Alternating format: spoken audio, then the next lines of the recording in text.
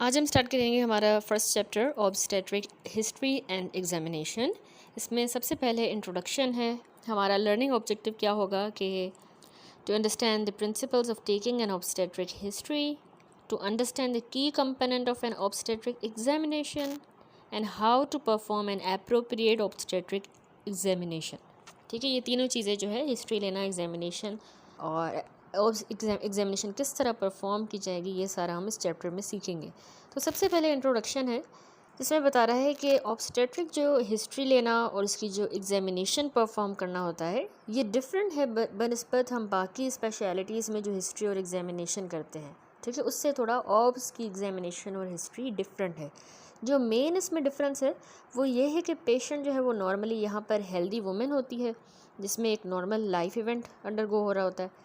Antenatal care design किया गया है ताकि इस नॉर्मल जो ये फिजियोलॉजिकल प्रोसेस है प्रेगनेंसी का, उसको सपोर्ट करता है एंटीनेटल केयर। ठीक है, और science of complications, early signs of complications को जो है वो डिटेक्ट करता है। अब जिस तरह के क्वेश्चंस ऑब्स की हिस्ट्री में पूछे जाते हैं तो वो जेस्टेशन के हिसाब से क्वेश्चंस हमारे चेंज होंगे। ठीक है, 3 ट्राइमेस्टर होते हैं प्रेगनेंसी के, फर्स्ट सेकंड थर्ड। तो उस जेस्टेशन के हिसाब से जो वीक होगा, जो ट्राइमेस्टर होगा, उस हिसाब से हमारी हिस्ट्री के क्वेश्चंस भी चेंज होंगे। और इसी तरह पर्पज़ और नेचर ऑफ एग्जामिनेशन भी फिर चेंज होगी। यानी जिस टाइम पे फीमेल पेशेंट हमारे पास आई है जो उसका वीक है प्रेगनेंसी का जो ट्राइमेस्टर है, तो हिस्ट्री जो है वो उसमें फिजियोलॉजी भी कवर हो जाती है, पैथोलॉजी, साइकोलॉजी, और इसको केयर और सेंसिटिविटी के साथ जो है हमने हिस्ट्री लेनी होती है। अब सबसे पहले ऑब्स्टेट्रिक हिस्ट्री देखें। हिस्ट्री में इंट्रोडक्शन बता रहा है कि जब भी हम पेशेंट से फ़र्स्ट टाइम मीट करेंगे तो हमने अपने आप को इंट्रोड्यूस करवाना है। ठीक है, पेशेंट को बताना है, अपना इंट्रोडक्शन करवाना है, और फिर हमें पेशेंट को बताना है कि हम कौन हैं, और पूछेंगे पेशेंट से आप कौन हैं और आप जो है यहाँ पर किस लिए आए हैं। ठीक है, मेक श्योर कि पेशेंट जो है वो कंफर्टेबली बैठा हो। कुछ वुमेन जो है वो विश करती हैं कि उनके साथ कोई और अटेंडेंट भी होना चाहिए, तो उनकी इस विश को भी जो है रिस्पेक्ट देनी चाहिए। ठीक है, हिस्ट्री लेते वक्त। अब the questions asked must be tailored to the purpose of visit. At a booking visit, the history must be thorough and meticulously recorded. ठीक है, thoroughly हमने हिस्ट्री लेनी है, उसको रिकॉर्ड करना है। वंस बेसलाइन इन्फॉर्मेशन इस्टेब्लिश हो जाएगी तो फिर हमें जो है इस इन्फॉर्मेशन को, जब पेशेंट जो है फीमेल पेशेंट हर विज़िट पे आएगी तो हर विज़िट पर ये हम नहीं पूछेंगे क्वेश्चंस, एक बार अगर हमने बेसलाइन इन्फॉर्मेशन इस्टेब्लिश कर ली है। उसके बाद बताया गया है कि रूटीन एंटीनेटल विजिट्स जो हैं ये टिपिकली हैंडल होते हैं बाय मिडवाइफ या फिर जनरल प्रैक्टिशनर्स जो हैं वो उनको हैंडल करते हैं। ठीक है, एंटीनेटल विजिट्स पर जब वुमेन्स आती हैं या कभी कभार जो वुमेन होती हैं वो किसी स्पेसिफिक रीज़न की वजह से आती हैं एंटीनेटल विजिट्स के लिए, या तो कोई कॉम्प्लिकेशन डेवलप हो जाती है तो वो चेक करवाने के लिए आती हैं। ठीक है, कुछ एरियाज़ कह रहा है ऑब्स्टेट्रिक हिस्ट्री के कवर करेंगे subjects that are intensely private. In occasional cases, there may be events recorded in the notes that are not known by other family member, such as the previous termination of pregnancy. ठीक है, इस तरह की जो sensitive information होती है उसका भी हमें ख्याल रखना चाहिए कि इस फीमेल के बाकी फैमिली मेम्बर्स को ये वाली बात नहीं पता, तो हमें उस बात का भी ख्याल रखना चाहिए। जैसे कि अगर पहले कोई उसने टर्मिनेशन करवाई हो प्रेगनेंसी की, ऐसी सेंसिटिव इन्फॉर्मेशन भी हमें हिस्ट्री में ख्याल रखना है। तो ये ज़रूरी होता है कि हमें जो है it is vital to be aware of and sensitive to each individual's situation. ठीक है, हर पेशेंट की सिचुएशन को हमें समझना है। तो सबसे पहले अब डेटिंग द प्रेगनेंसी देखें, किस तरह से प्रेगनेंसी को डेट किया जाता है। तो पहले तो ऐसे होता था हिस्टोरिकली, जो LMP होता है ना, लास्ट मेंस्ट्रुअल पीरियड, उसकी बेसिस पे जो है प्रेगनेंसी को डेट किया जाता था, ना कि डेट ऑफ कंसेप्शन। ठीक है, ये हिस्टोरिकल मेथड है। तो लास्ट मेंस्ट्रुअल पीरियड एक्चुअली होता है जो लास्ट टाइम फीमेल को मेंस्ट्रुअल साइकिल स्टार्ट हुआ था, मेंस्ट्रुअल पीरियड हुआ था, उसका पहला दिन, उस वाले मेंस्ट्रुअल पीरियड का पहला दिन जो होगा वो होता है लास्ट मेंस्ट्रुअल पीरियड। उस डेट की बेसिस पे हम डेटिंग करते हैं प्रेगनेंसी की। मीडियन जो ड्यूरेशन है प्रेगनेंसी की वो 280 डेज़ होती है, यानी 280 डेज़, तकरीबन 40 वीक्स तक प्रेगनेंसी चलती है। ठीक है, तो इससे जो है हमें एस्टिमेटेड डेट ऑफ डिलीवरी का पता चलता है। तो साइकिल कितना होता है, एक साइकिल जो है मेंस्ट्रुअल साइकिल वो होता है 28 डेज़ का, जिसमें 14th डे पर ओव्यूलेशन होती है, ठीक है, नॉर्मल साइकिल में, जिसमें कोई भी बर्थ कंट्रोल स्टॉप करने के बाद या फिर प्रीवियस प्रेगनेंसी के बाद जो है ये चीज़ें नहीं होंगी, ये एक्सेप्शन है, ठीक है, not after stopping the birth control और प्रीवियस प्रेगनेंसी। वैसे ही नॉर्मल साइकिल है तो वो 28 डेज़ का होता है और उसके 14th डे पर ओव्यूलेशन होती है। तो LMP हम कैसे कैलकुलेट करते हैं, हमने जो है लास्ट मेंस्ट्रुअल डेट किस तरह करते हैं हम प्रेगनेंसी को, हमने लास्ट मेंस्ट्रुअल पीरियड की डेट उसमें प्लस करना होता है 9 मंथ प्लस 7 डेज़, ठीक है, लास्ट मेंस्ट्रुअल पीरियड में 9 मंथ और 7 डेज़ हम ऐड करते हैं। अगर कोई फीमेल पेशेंट, जैसे नॉर्मली तो 28 डेज़ का साइकिल होता है ना, तो अगर किसी का साइकिल लॉन्गर है तो फिर हम उस डिफरेंस को ऐड करेंगे, फिर उस हिसाब से एडजस्ट करेंगे, ठीक है। वैसे कैलकुलेशन यही है कि LMP डेट के अंदर 9 मंथ्स ऐड करने और 7 डेज़ ऐड करने। सपोज़ किसी की 29 जुलाई अगर LMP है तो 29 जुलाई में हमने 9 मंथ और ऐड करने हैं और 7 डेज़ और ऐड करेंगे, तो फिर हमें पता चलेगा कि इस फीमेल की डिलीवरी जो है इस डेट पर होगी, estimated date of delivery. Pregnancy calculators भी हैं, व्हील्स होते हैं, कुछ स्मार्टफोन ऐप्स भी आ गए हैं जो इसमें हेल्प कर सकते हैं, ठीक है, एस्टिमेटेड डेट ऑफ डिलीवरी को कैलकुलेट करने के लिए, प्रेगनेंसी को डेट करने के लिए। अब जो मॉडर्न मेथड यूज़ होता है वो है अल्ट्रासाउंड स्कैन, जो प्रेफर किया जाता है, ठीक है। फिगर में देखें तो कैलेंडर और जेस्टेशन कैलेंडर व्हील भी बना हुआ है फिगर में। दूसरे फिगर में 1.2 में स्मार्टफोन पर ऐप है जेस्टेशन कैलेंडर का, जिस पे LMP, EDD और वीक्स गिवन है। However, almost all women who undergo antenatal care in the UK will have an ultrasound scan in the late first trimester or early second trimester, ठीक है, let first trimester में या फिर अभी जो दूसरा ट्राइमेस्टर स्टार्ट होगा उसके अर्ली में उनका अल्ट्रासाउंड होता है, ठीक है। आजकल यही फॉलो होता है प्रेगनेंसी को डेट करने के लिए, अल्ट्रासाउंड के थ्रू कि भाई कितने वीक्स की इनकी प्रेगनेंसी है। तो इसका पर्पस क्या होता है, एक तो डेट का पता चलेगा, कंफर्म होगा ऑनगोइंग प्रेगनेंसी, कितने नंबर ऑफ़ फीटसेस हैं वो भी पता चलेगा, ठीक है, ये अल्ट्रासाउंड से। एक्यूरेसी की बात करें तो अल्ट्रासाउंड की रेटिंग ज़्यादा एक्यूरेट है बनस्पत LMP बेस्ड डेटिंग, क्योंकि कुछ वेरिएबिलिटी भी होती है इन द ओव्यूलेशन टाइम। तो ओव्यूलेशन में हर किसी का वेरी कर सकता है ओव्यूलेशन, ज़रूरी नहीं है हर किसी को जो है 14th डे पर ही ओव्यूलेशन हो, तो इसलिए अल्ट्रासाउंड ज़्यादा है। नाइस गाइडलाइन रिकमेंडेशन के according pregnancy date should be set only by ultrasound using number 1 crown rump measurement, number 2 head circumference, ठीक है।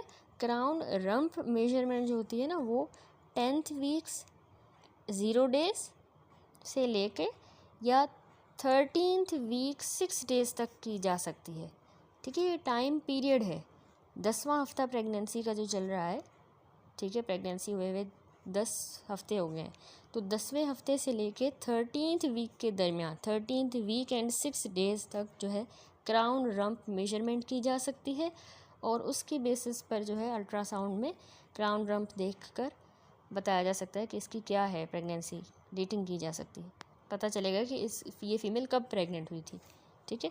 दूसरा हेड सर्कमफेरेंस, अब हेड सर्कमफेरेंस है ना वो 14 से 20 वीक के दरमियान, ठीक है, 14 to 20 वीक, ठीक है। तो नाइस गाइडलाइन यही रिकमेंड करती है।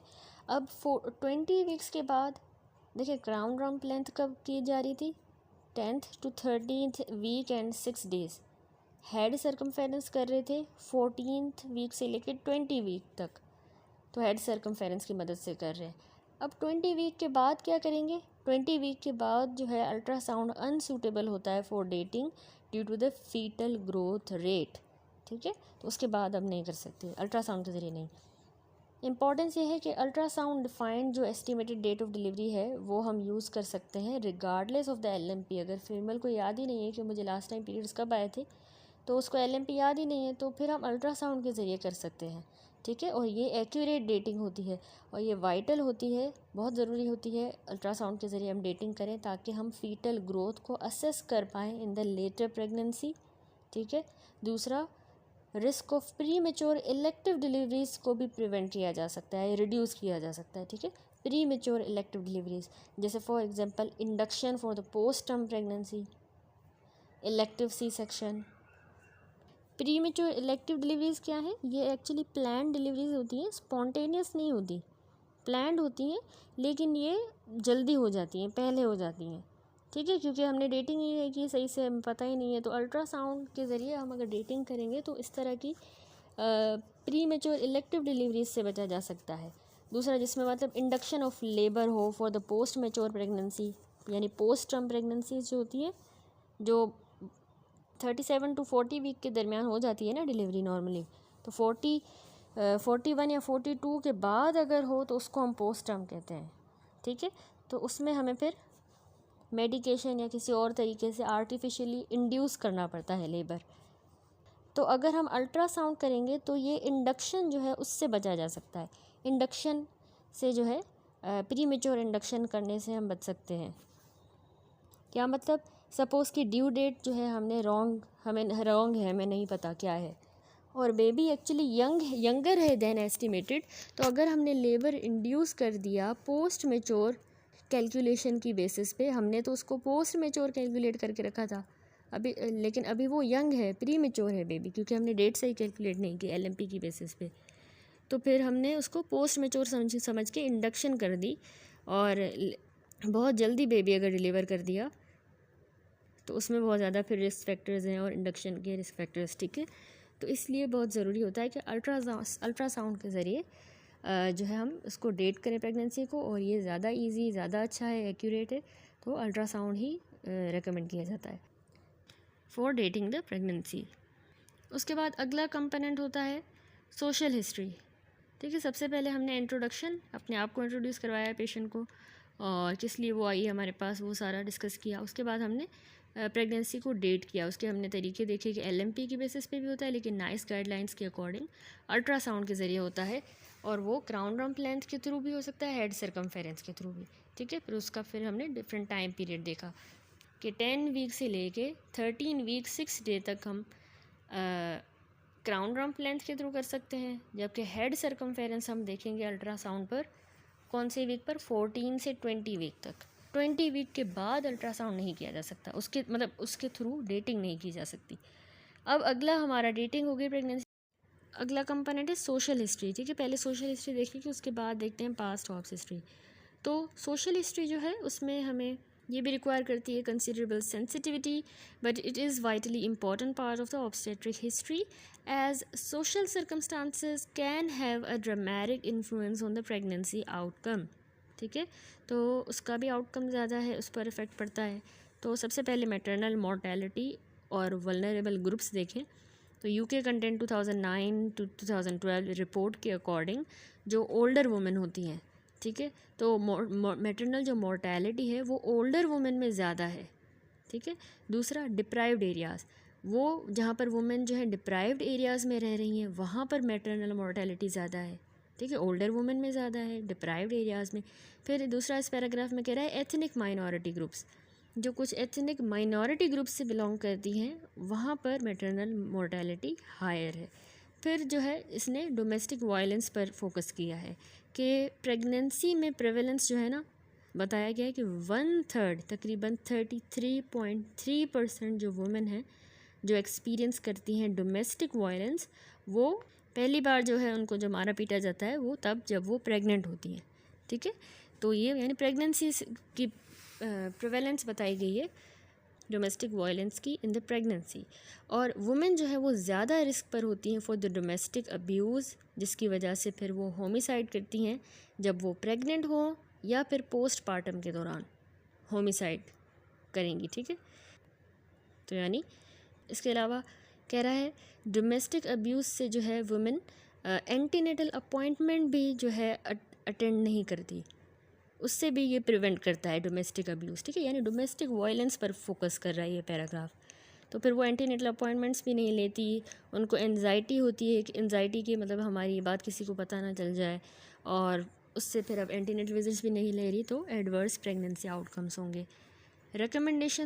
रिकमेंडेशन यही है कि सारी वुमेन को जो है एटलीस्ट वंस ड्यूरिंग प्रेगनेंसी जो है हमें उनसे अकेले में जो है बात करनी चाहिए, ताकि वो हमें डिस्क्लोज़ करे अगर कोई ऐसा अब्यूज़ हो रहा है उनके साथ, तो वो हमें बताए। तो इसलिए हमें उनसे फिर अकेले में जो है बात करनी चाहिए, लेकिन ये बहुत मुश्किल होता है, ठीक है।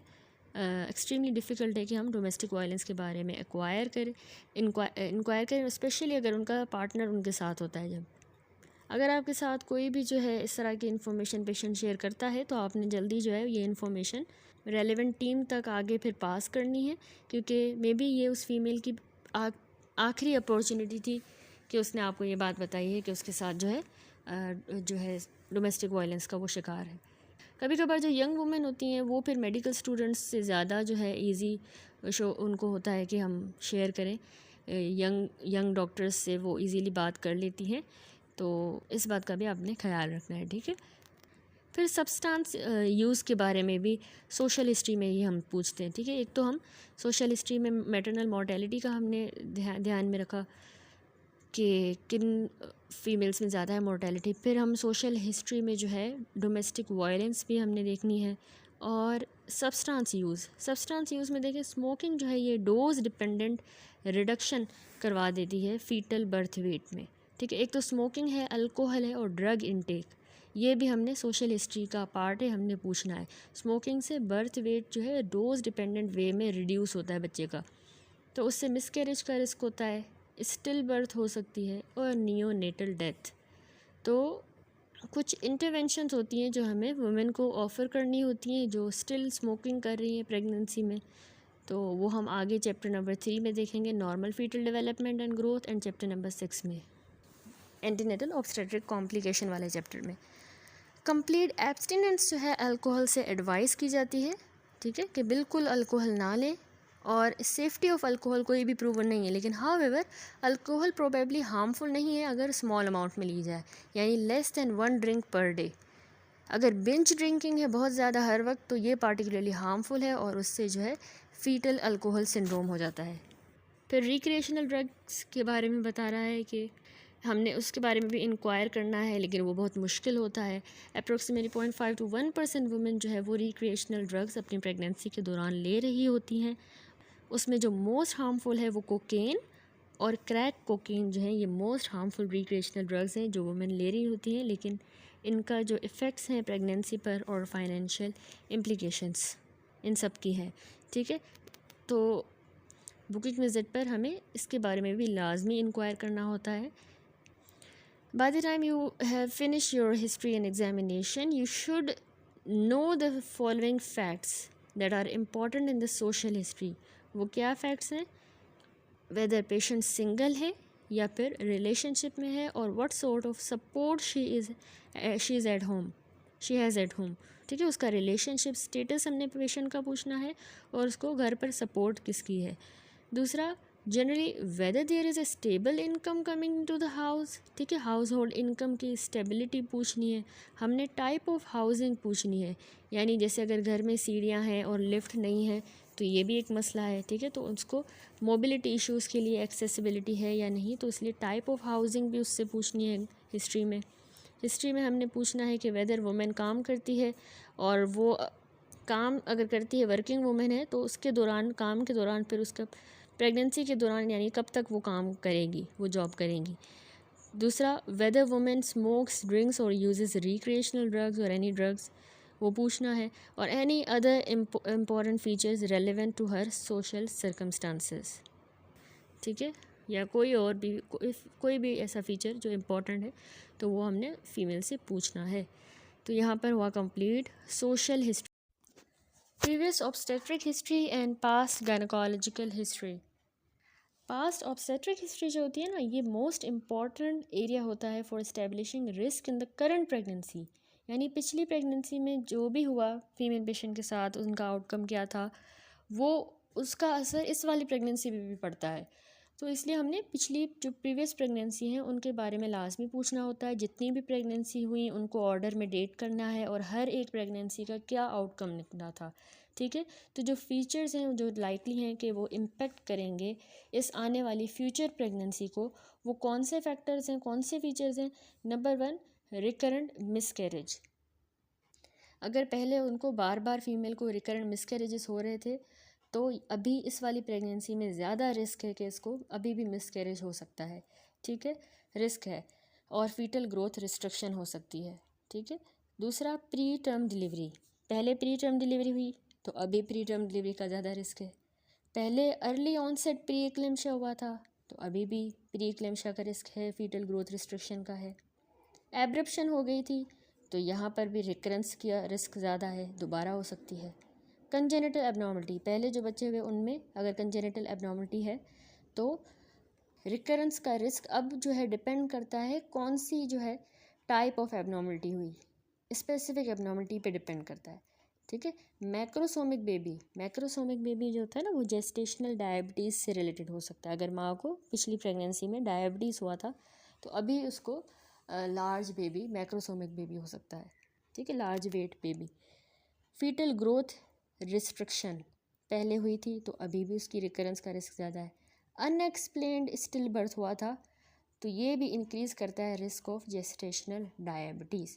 पिछली प्रेगनेंसी में अगर स्टिल बर्थ हुआ तो अभी जेस्टेशनल डायबिटीज़ हो सकती है, ठीक है।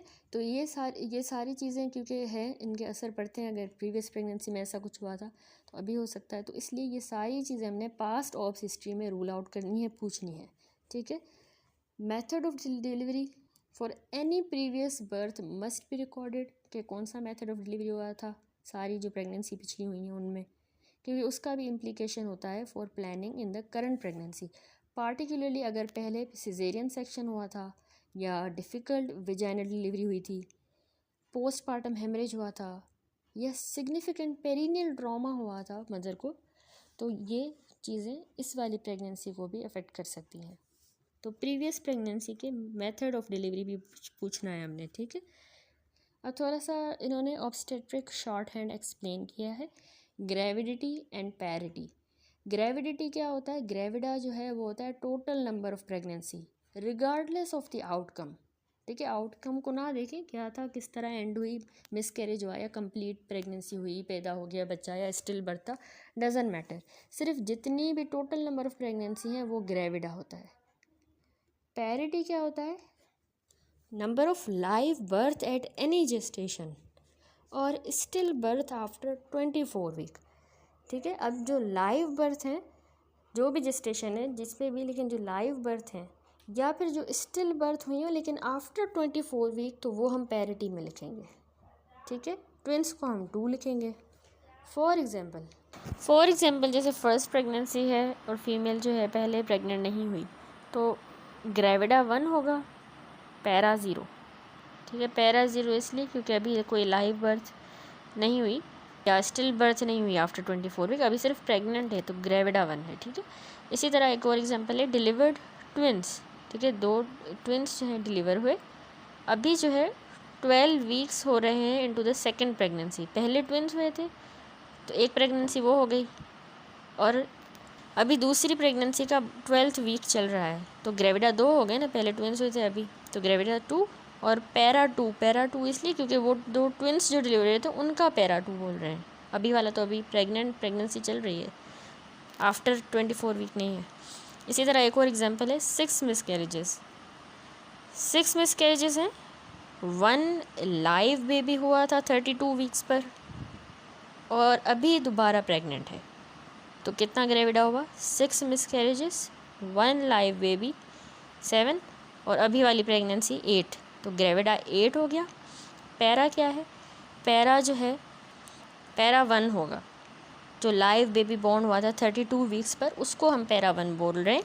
जो 6 मिसकैरेजेस हुए थे अगर वो स्पेसिफिकली नोट हुए हैं तो हम ऐसा लिख सकते हैं पैरा 1 + 6, ठीक है।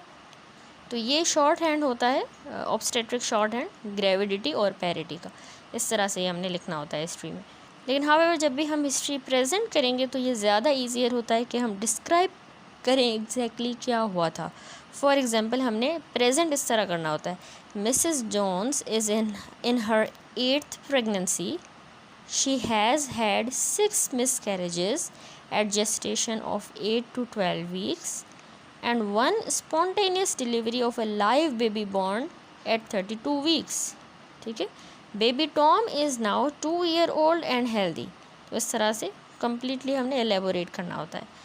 तो यहाँ पर हो गई हमारी obstetric history, past obstetric history complete. अब अगला कंपोनेंट होता है ऑब्स की हिस्ट्री का, पास्ट गायनेकोलॉजिकल हिस्ट्री। ठीक है, पास्ट गायनेकोलॉजिकल जो हिस्ट्री है उसमें पीरियड्स की रेगुलरिटी ज़रूरी होती है कि मतलब फ़ीमेल को जो है पीरियड्स रेगुलर थे, तो उस हिसाब से फिर हम डेटिंग करते हैं प्रेगनेंसी की। ठीक है, बहुत ज़्यादा वेरी लॉन्ग साइकिल है अगर, तो ये इंडिकेट करता है कि इसको पीसीओस हो सकता है। ठीक है, और पीसीओस में क्या होता है, इंसुलिन की रेजिस्टेंस होती है और हायर रिस्क होता है कि मदर को जेस्टेशनल डायबिटीज़ होगी। ठीक है, तो रेगुलरिटी ऑफ पीरियड्स हमने गायनेकोलॉजिकल हिस्ट्री में पूछना है। दूसरा हमने उसी में कॉन्ट्रासेप्टिव हिस्ट्री हम पास्ट गायनी हिस्ट्री में ही ले लेंगे। तो contraception soon after stopping the combined oral contraceptive pill, conception. ठीक है, ओसीपीज बंद करने के फ़ौरन बाद कंसेप्शन हुई या फिर डिपोट प्रोजेस्ट्रॉन के फ़ौरन बाद अगर कंसेप्शन हुई तो उससे जो है हम एलएमपी की बेसिस पे मुश्किल हो जाता है कि हम डेटिंग करें। Also some women will conceive with an intrauterine device still in situ, this carries an increase risk of the miscarriage. ठीक है, इंट्रायूट्राइन आईयूडी डिवाइस भी है, उसके बावजूद अगर वो कंसीव कर लेती है तो उसमें फिर मिसकैरेज का रिस्क ज़्यादा होता है। तो कॉन्ट्रासेप्टिव हिस्ट्री भी हमने इसी में लेनी है। प्रीवियस कोई पेल्विक इन्फ्लामेटरी डिजीज़ तो नहीं हुई, अगर पहले कोई पीआईडी हुई थी, ये भी हमने गायनी में पूछना है गायनेकोलॉजिकल हिस्ट्री में, तो उसमें क्योंकि एक्टोपिक प्रेगनेंसी का रिस्क ज़्यादा होता है। ठीक है, तो ये क्रूशल है कि हम कंफर्म करें कि आपने जो फीमेल है उसने और उसके पार्टनर ने दोनों ने जो है ट्रीटमेंट लिया था एडिक्वेट पीआईडी के लिए या पेल्विक इन्फ्लामेटरी डिजीज़ या इन्फेक्शन के लिए। लास्ट सर्वाइकल स्मेयर, उसकी जो है हमने डेट पूछनी है, कब करवाया था। प्रेगनेंसी के दौरान जो है सर्वाइकल कैंसर भी डायग्नोस हो सकता है।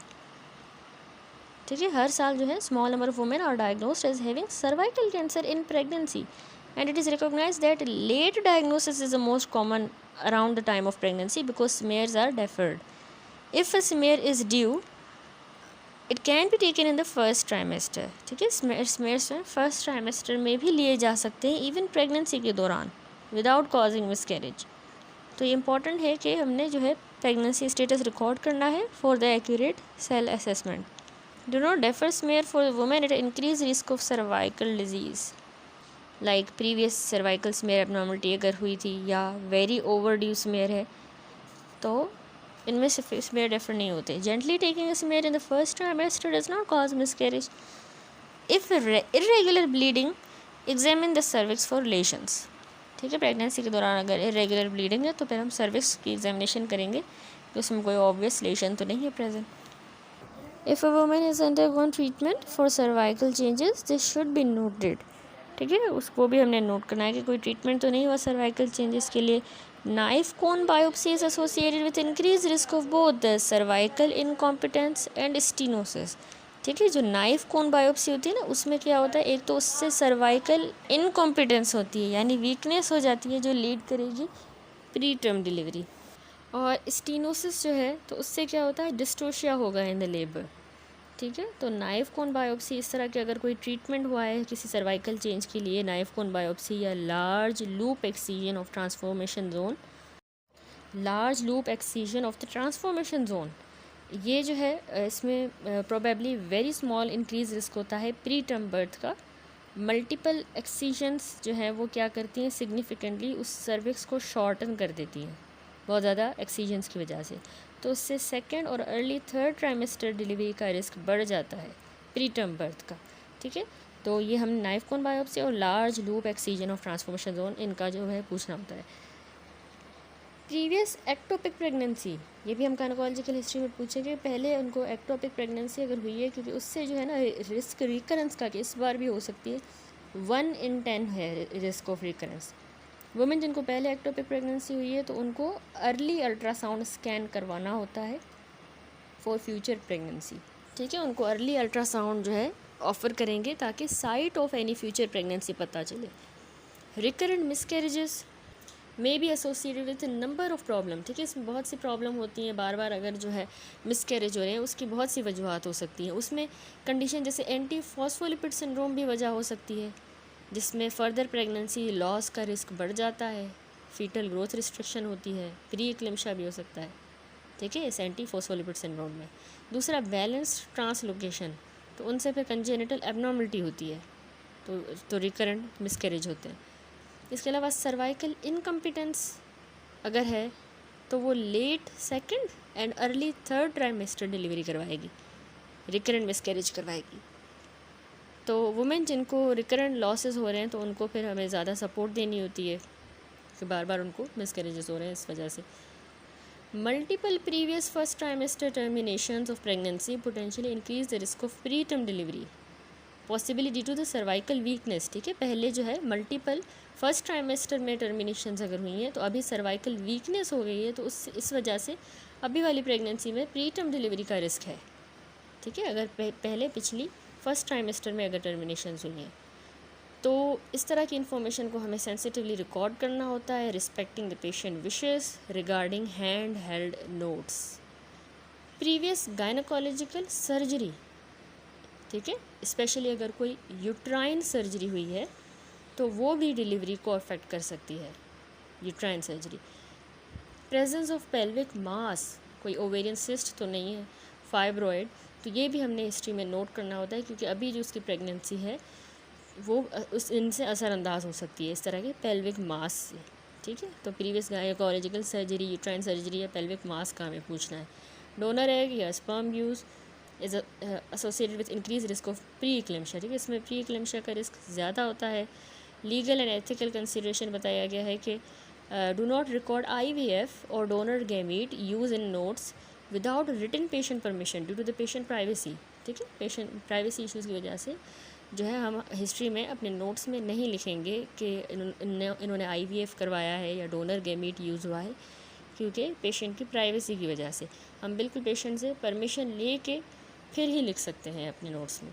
लेकिन हाँ, अगर पेशेंट जो है वॉलंटियर करता है इस इन्फॉर्मेशन को तो it's reasonable to include it in the presentation as it's clinically important. अगर वो कह रहा है कि लिख लें तो फिर ही हम लिख सकते हैं, क्योंकि ये बहुत सेंसिटिव इन्फॉर्मेशन होती है, कंसेंट के बगैर ये नहीं लिखनी। ठीक है, तो ये लास्ट में इसने एक लीगल कंसिडरेशन, एथिकल कंसिडरेशन बताइए, क्योंकि है ये बहुत इंपॉर्टेंट इन्फॉर्मेशन IVF या डोनर गैमीट, तो लेकिन लिखनी हमें ये पेशेंट की परमिशन के साथ। तो यहाँ पर कंप्लीट हुई पास्ट गायनोकोलॉजिकल हिस्ट्री। अगला कंपोनेंट होता है ऑब्स्टेट्रिक हिस्ट्री का, medical and surgical history. Medical और सर्जिकल हिस्ट्री में सारी जो प्री एग्जिस्टिंग मेडिकल डिजीज़ होती हैं वो हमने केयरफुली उस फीमेल पेशेंट की नोट करनी है, और कोई भी एसोसिएटेड ड्रग हिस्ट्री अगर है तो वो भी हमने रिकॉर्ड करनी है।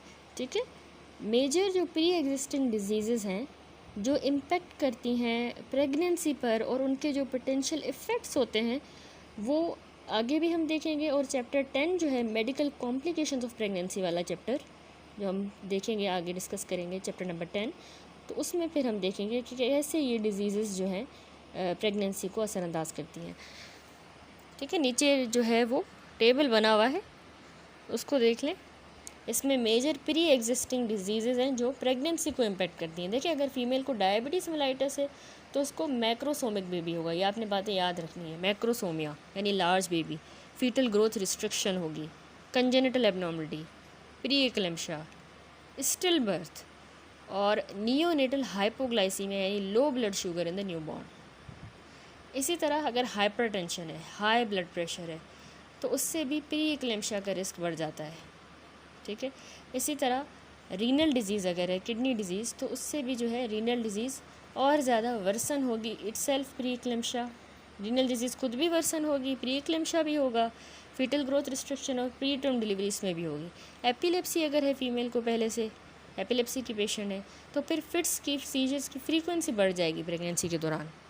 कंजेनिटल एबनॉर्मलिटीज़ होंगी बेबी में, अगर वो कोई एंटी एपिलेप्टिक मेडिकेशन ले रही है तो उसके साइड इफ़ेक्ट की तरह उसकी वजह से। फीमेल को अगर वीनस थ्रोम्बोइम्बोलिक डिजीज़ है, VTE, तो यानी ब्लड क्लॉट्स बन रहे हैं प्रेगनेंसी के दौरान, थ्रोम्बोफीलिया जिसमें थ्रोम्बोफीलिया में होता है, तो उसमें प्री एक्लेम्शिया और फीटल ग्रोथ रिस्ट्रिक्शन का रिस्क होता है। HIV इन्फेक्शन अगर है तो मदर टू चाइल्ड ट्रांसफ़र हो सकता है उस इन्फेक्शन का, उसको अगर अनट्रीटेड छोड़ दिया जाए। अगर मदर को कोई कनेक्टिव टिश्यू डिसऑर्डर है जैसे सिस्टेमिक लूपस एरिथेमेटोसिस, SLE, तो उसमें फिर उसको प्री एक्लेम्शिया और फीटल ग्रोथ रिस्ट्रिक्शन हो सकती है बच्चे को। मायस्थेनिया ग्रेविस की पेशेंट है अगर, मायोटोनिक डिस्ट्रोफी, तो उससे बच्चे पे फीटल न्यूरोलॉजिकल इफ़ेक्ट्स होंगे और मैटरनल मस्कुलर फटीग हो जाएगी ड्यूरिंग लेबर। ठीक है, मदर को मस्कुलर फटीग होगी अगर वो मायस्थेनिक पेशेंट है। तो ये सारे प्री एग्जिस्टिंग डिजीज़ के इम्पैक्ट पड़ते हैं प्रेगनेंसी पर, जो आपने याद रखने हैं, ये वाइवा में पूछे जाते हैं। ठीक है, प्रीवियस जो भी सर्जरी है, सर्जिकल हिस्ट्री की भी इम्पोर्टेंस बताई गई है कि हमने जो है मेडिकल और सर्जिकल हिस्ट्री में, अब सर्जिकल में कोई भी अगर सर्जरी हुई है वो पूछनी है। ठीक है, किसी क्रोनिक कंडीशन के लिए तो कोई सर्जरी नहीं हुई, जैसे क्रोहन डिजीज़ के लिए, क्योंकि वो अभी प्रॉब्लमेटिक हो सकता है या वो भी प्रेगनेंसी को इम्पेक्ट करता है। इसी तरह फिर हमने साइकियाट्रिक हिस्ट्री भी लेनी है, पास मेडिकल एंड सर्जिकल के साथ साइकियाट्रिक हिस्ट्री भी रिकॉर्ड करना ज़रूरी होता है। और जो भी सिवियरिटी ऑफ इलनेस पूछनी है, केयर उन्होंने क्या रिसीव की और क्लिनिकल प्रेजेंटेशन क्या थी। ठीक है, पोस्ट पार्टम डिप्रेशन और ब्लूज़, वो वुमेन जिनको पहले अगर चिल्ड्रन हुए थे तो उन प्रीवियस प्रेगनेंसीज़ का हमने पूछना है कि उसके दौरान उनको डिप्रेशन तो नहीं हुआ था या ब्लूज़ तो नहीं हुए थे प्रीवियस बर्थ के बाद, तो पोस्ट पार्टम ब्लूज़ का पूछना है। मल्टी डिसिप्लिनरी केयर होती है वुमेन को, जिसको अगर साइकेट्रिक प्रॉब्लम है तो उसको मल्टी डिसिप्लिनरी टीम की केयर की ज़रूरत होती है, जिसमें midwife, general practitioner, hospital consultant और साइकेट्रिक टीम आ जाती है। ठीक है, तो यहाँ पर past medical, surgical and psychiatric history complete हुई। अगला कंपोनेंट होता है कि हमने फीमेल पेशेंट से ड्रग हिस्ट्री के बारे में पूछना है। ठीक है, बहुत ज़रूरी होता है कि हम फीमेल से पूछें कि वो कौन सी ड्रग यूज़ कर रही हैं, किस कंडीशन के लिए यूज़ कर रही हैं। ठीक है, तो ड्रग हिस्ट्री में जो है कौन सी ड्रग्स आ जाती हैं, एक तो ओवर द काउंटर मेडिकेशन वो कौन सी यूज़ कर रही हैं, और होम्योपैथिक या हर्बल रेमेडीज़ तो यूज़ नहीं कर रही हैं या कौन सी कर रही हैं। तो कुछ केसेस में मेडिकेशंस जो है वो प्रेगनेंसी के दौरान चेंज भी करनी पड़ती हैं। तो कुछ वुमेन के लिए ये पॉसिबल होता है कि वो अपनी मेडिकेशन प्रेगनेंसी के दौरान कम्प्लीटली स्टॉप कर देती हैं, कुछ थोड़े टाइम के लिए, या ऑल ऑफ द प्रेगनेंसी। ठीक है, यानी कुछ मेडिकेशंस होती हैं जिनको प्रेगनेंसी के दौरान चेंज करना पड़ता है। कुछ ऐसी कंडीशंस हैं जिसमें मेडिकेशन स्टॉप करनी पड़ती है फॉर सम या ऑल ऑफ द प्रेगनेंसी। जैसे अगर माइल्ड हाइपरटेंशन है, माइल्ड, तो उसमें दवाई रोकी जा सकती है। लेकिन कुछ ऐसी कंडीशन होती हैं जिसमें मस्ट कंटिन्यू करनी पड़ती है मेडिकेशन। जैसे अगर एपिलेप्सी के पेशेंट है तो इवन अगर फीटल इफ़ेक्ट्स का भी खतरा है कि टेराटोजेनिक होती हैं उस सीजर्स की ड्रग्स, तो लेकिन उसका भी खतरा है, लेकिन फिर भी एपिलेप्सी बहुत ज़्यादा है, सीवियर डिजीज़ है, तो फिर अगर हम एपिलेप्टिक ड्रग्स बंद करते हैं तो मदर को नुकसान है, तो इसलिए फिर कुछ दवाइयाँ कंटिन्यू भी करनी पड़ती हैं। ठीक है, वेरी फ्यू ड्रग्स जो वुमेन ले रही होती हैं of the child bearing age, वो सीरियसली हार्मफुल होती हैं to pregnancy. A few are therefore a careful review of all drug treatment is always necessary. ठीक है, जो भी ड्रग्स वो ले रही है उसका हमने केयरफुली रिव्यू करना है कि फ़ीमेल कौन सी ड्रग्स ले रही है प्रेगनेंसी के दौरान। प्री प्रेगनेंसी काउंसलिंग लास्ट में बता रहा है कि हमने वुमेंस को करनी होती है जो कोई ऐसी हार्मफुल ड्रग ले रही हैं, जैसे कुछ एंटी कन्वर्जेंस ड्रग्स हैं, तो उसका हमें रिस्क और मैनेजमेंट स्ट्रेटजीज़ जो हैं कंसेप्शन से पहले ही फीमेल को बताना होता है। ठीक हो गया, तो ड्रग हिस्ट्री के बाद अगला कंपोनेंट हमने फैमिली हिस्ट्री का। फैमिली हिस्ट्री इंपॉर्टेंट होती है अगर वो मदर की हेल्थ को इम्पेक्ट कर रही है ड्यूरिंग या आफ्टर प्रेगनेंसी। अगर उसकी मदर की हेल्थ उस वजह से अफेक्ट हो रही है ड्यूरिंग प्रेगनेंसी, आफ्टर प्रेगनेंसी, तो इसलिए हमें लेनी होती है ज़रूर फैमिली हिस्ट्री। और इसके अलावा अगर उसकी फीटस पर या बेबी पर इम्प्लीकेशंस हैं तो हम फैमिली हिस्ट्री लेते हैं। तो उसमें जो चीज़ें हमने कवर करनी होती हैं, इंपॉर्टेंट जो एरियाज़ होते हैं मैटरनल हिस्ट्री के of the first degree relative, यानी जैसे सिबलिंग हो गया या पेरेंट हो गया उसका, मदर का बहन भाई या उसका पेरेंट, तो फर्स्ट डिग्री रिलेटिव्स के बारे में हमने इंक्वायर करना होता है कि डायबिटीज़। ठीक है, तो अगर उनको डायबिटीज़ है तो जेस्टेशनल डायबिटीज़ का रिस्क मदर को ज़्यादा है। उनको अगर थ्रोम्बोएम्बोलिक डिसीज़ है तो मदर को थ्रोम्बोफीलिया का रिस्क ज़्यादा है, यानी ब्लड क्लॉट्स बनेंगे, थ्रोम्बोसिस होगी मदर को। प्री क्लेम्शा उनमें है तो मदर को भी रिस्क है कि इसको भी प्रेगनेंसी में प्री क्लेम्शा होगा। सीरियस साइकेट्रिक डिसऑर्डर है अगर सिबलिंग को या पेरेंट को, तो परप्यूरल साइकोसिस का रिस्क बढ़ जाता है। Severe mental illness after child birth, उसको कहते हैं परप्यूरल साइकोसिस, तो उसका रिस्क फिर मदर में बढ़ जाता है अगर फर्स्ट डिग्री रिलेटिव को है। ठीक है, अगर दोनों पेरेंट्स, ठीक है, दोनों पेरेंट्स के फैमिली अगर हिस्ट्री है जिसमें बेबीज़ को कंजेनिटल कोई एबनॉर्मलिटी है तो रिस्क ज़्यादा है।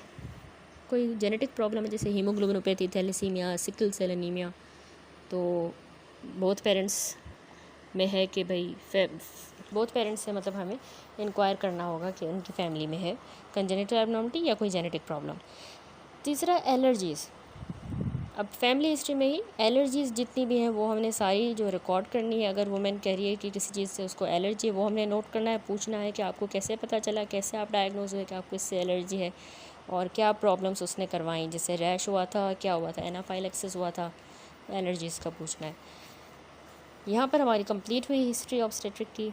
ठीक है, नेक्स्ट अब हम चलते हैं ऑब्स्टेट्रिक एग्जामिनेशन की तरफ। तो ऑब्स्टेट्रिक एग्जामिनेशन में सबसे पहले बता रहा है कि इंसिडेंस जो है amongst the obstetric population is small, adherence to the principle of infection control is vital. ठीक है, इन्फेक्शन रिडक्शन करके हमने करना है। सबसे पहले तो हमारी जो आर्म्स हैं जब हम एग्जामिन करेंगे फ़ीमेल पेशेंट को, तो वो आर्म बेयर होनी चाहिए, उन पर कोई कपड़ा वगैरह ना हो, यानी एल्बो तक जो है वो आर्म्स बेयर हो और कुछ पहना ना हो। अल्कोहल जेल हम यूज़ करेंगे जब हम क्लिनिकल एरियाज़ की तरफ मूव करेंगे। One clinical area to another जब हम मूव करेंगे, जैसे वार्ड बिटवीन द वार्ड्स, तो हमने अल्कोहल जेल यूज़ करना है।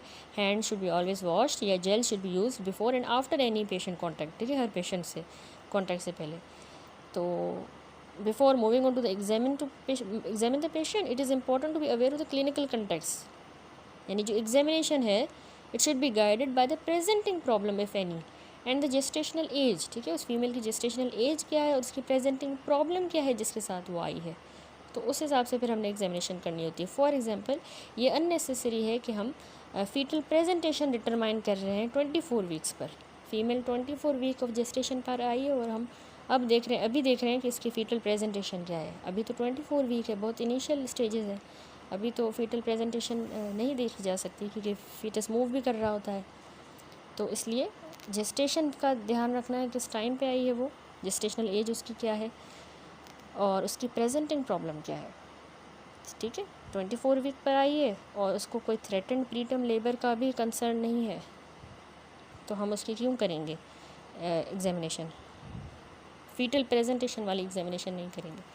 ठीक है, तो इन्फेक्शन कंट्रोल किया हमने, क्लिनिकल कंटेक्स्ट हमें पता होना चाहिए। उसके बाद आता है maternal weight and height. Weight और हाइट जो है मदर की, वो हमें इनिशियल एग्जामिनेशन पर चेक करनी होती हैं। क्रूशल होता है ताकि हम आइडेंटिफाई करें वो वुमेन जो कि सिग्निफिकेंटली अंडर वेट है या ओवर वेट है। ठीक है, तो हम वेट और हाइट देखते हैं।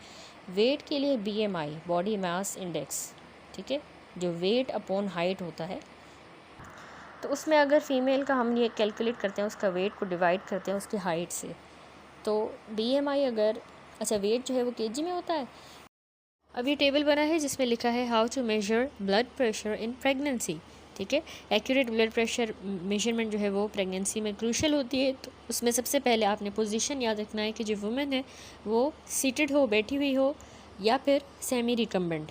ठीक है, कफ़ का साइज़, अप्रोप्रिएटली साइज़ आपने कफ़ जो है वो यूज़ करना है। अगर कफ़ बहुत स्मॉल है तो वो ब्लड प्रेशर को ओवर एस्टिमेट करेगा, स्पेशली लार्जर वुमेन में जिनको लार्ज कफ़ की ज़रूरत होती है, तो उनमें आप स्मॉल नहीं यूज़ कर सकते वरना over estimation of blood pressure हो जाएगी। तो कफ़ का साइज़ इंपॉर्टेंट है। इसके अलावा ऑटोमेटेड डिवाइस, अगर आप ऑटोमेटेड डिवाइस यूज़ कर रहे हो तो आपने उसकी वैलिडिटी चेक करनी है। ठीक है, कि वो वैलिड है या नहीं। ठीक है, वो जो ऑटोमेटिक होती हैं। मैनुअल डिवाइसेस जो हैं उनको रिसेंटली कैलिब्रेट करना चाहिए। कॉर्टिक साउंड्स जो होती हैं ना, जब उनकी डिसअपियरेंस हो जाएगी तो वो डायस्टोलिक रीडिंग के लिए ये ज़्यादा रिप्रोड्यूसिबल है बनस्पत कॉर्टिक साउंड 4 के। ठीक है, कॉर्टिक साउंड 5 जो है वो ज़्यादा जो है वो रिप्रोड्यूसिबल है। ठीक है, कॉर्टिक साउंड 4 हमें पता है जो सॉफ्ट सी मफल्ड वॉइस हो जाती है टर्बुलेंट ब्लड फ्लो की वजह से, और जो 5 होती है वो स्टेप होता है जिसमें साउंड बिल्कुल डिसअपियर हो जाती है और वो डायस्टोलिक रीडिंग को शो करता है। तो यानी कह रहा है कि कॉर्टिक साउंड 5 जो है वो ज़्यादा रिप्रोड्यूसिबल है। कफ़ को जो है आपने स्लोली जो है डिफ्लेट करना होता है ताकि आप ब्लड प्रेशर को रिकॉर्ड करते जाओ, यानी तकरीबन आपने 2 मिलीमीटर मर्करी जितना जो है डिफ्लेट करना है कफ़ को। ठीक है, तो आखिर में कह रहा है डू नॉट राउंड अप और डाउन। ठीक है, तो यहाँ पर ब्लड प्रेशर मेजरमेंट हो गई। उसके बाद अगला एग्जामिनेशन का पार्ट होता है यूरिनरी एग्जामिनेशन। देखिए रूटीन जो स्क्रीनिंग होती है एसिम्टोमेटिक बैक्टीरियूरिया की, ये अर्ली प्रेगनेंसी में रेकमेंड की जाती है। मतलब कि अर्ली प्रेगनेंसी में एसिम्टोमेटिक बैक्टीरियूरिया को डायग्नोस किया जाए। वो कैसे किया जाता है? मिड स्ट्रीम यूरिन कल्चर लिया जाता है, ठीक है, फीमेल का। यानी थोड़ा सा यूरिन पास करके मिड स्ट्रीम जो यूरिन होता है, क्योंकि मिड स्ट्रीम इसलिए क्योंकि कंटेमिनेशन हो सकती है स्किन के बैक्टीरिया से, तो इसलिए मिड स्ट्रीम यूरिन कल्चर के थ्रू यूरिनरी एग्जामिनेशन की जाएगी। मतलब सिम्टम्स नहीं होंगे लेकिन होगा बैक्टीरियूरिया, हो सकता है, तो इसलिए ये भी टेस्ट करवाया जाता है। ट्रीटिंग एसिम्टोमेटिक बैक्टीरियूरिया रिड्यूस करता है रिस्क ऑफ पाइलोनेफ्राइटिस, और पाइलोनेफ्राइटिस जो है प्रेगनेंसी में ज़्यादा होता है, तो इसलिए उससे बचाएगा अगर हमने एसिम्टोमेटिक बैक्टीरियूरिया को ट्रीट किया। सिम्टम्स नहीं है लेकिन उसको ट्रीट करना ज़रूरी इसीलिए है, ठीक है, पाइलोनेफ्राइटिस ना हो जाए। अक्यूट पाइलोनेफ्राइटिस जो है ना, वो क्यों ख़तरनाक है? क्योंकि उससे प्रेगनेंसी लॉस हो सकता है, प्रीमेच्योर लेबर हो सकता है, और सिग्निफिकेंट मैटरनल मॉर्बिडिटी होती है, ठीक है, पाइलोनेफ्राइटिस से।